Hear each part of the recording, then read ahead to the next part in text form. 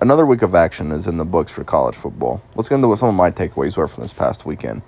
Let's start with Texas losing to Florida in the swamp.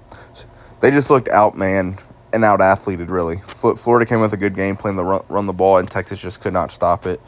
Obviously, the discussion has been Arch, who has not looked good this year.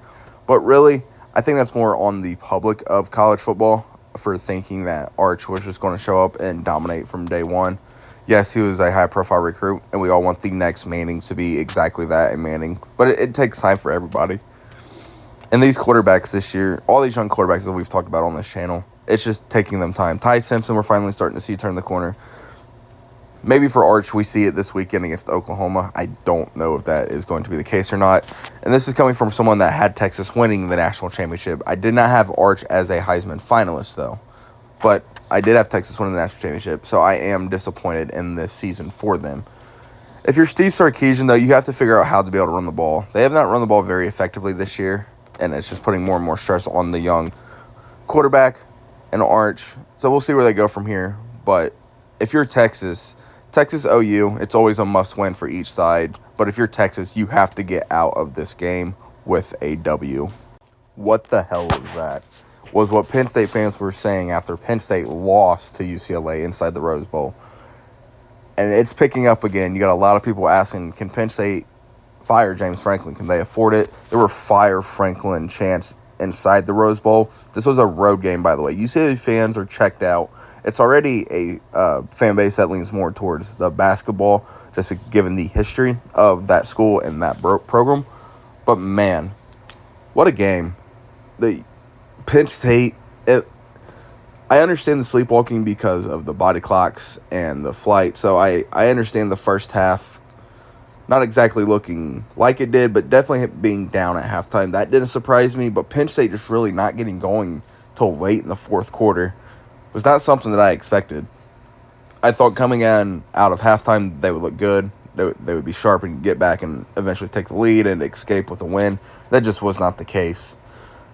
The conversation with James Franklin was always, he wins the games he's supposed to, but he can't beat Ohio State and Michigan. Now, if you can't beat Ohio State, you can't beat Michigan, and now you just lost to probably the worst Power 5 school this year.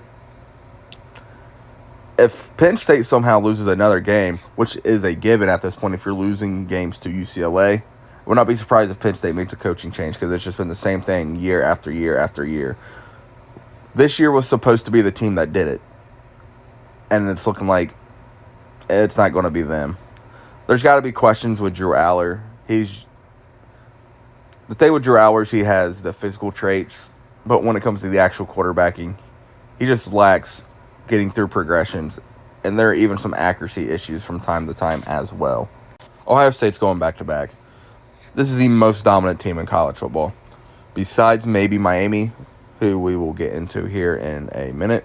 But, man, Ohio State, even P.J. Fleck, Minnesota's head coach, said after the game, that's an NFL defense, and not just from a talent standpoint, from the calls that they make, from how they make checks after the snap and at the line of scrimmage.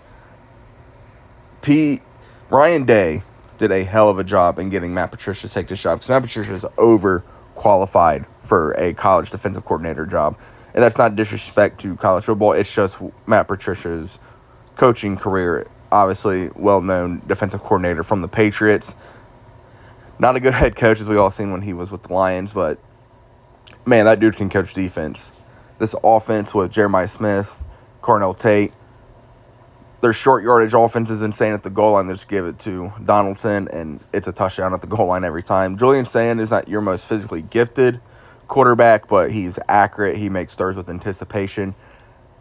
There's just not much else to say about this Ohio State team other than they're dominant. They will be back in the national championship, and it looks like, in my opinion, we're headed towards a Miami versus Ohio State national championship. And speaking of Miami, I've obviously said it. They're back. Mario Cristobal, their recruiting is on top. What they've done in the portal. Carson Beck looks like a completely new quarterback. He looks like the Carson Beck from 2 years ago, not the Carson Beck of last year. This offense, it's all about rhythm. It's about timing.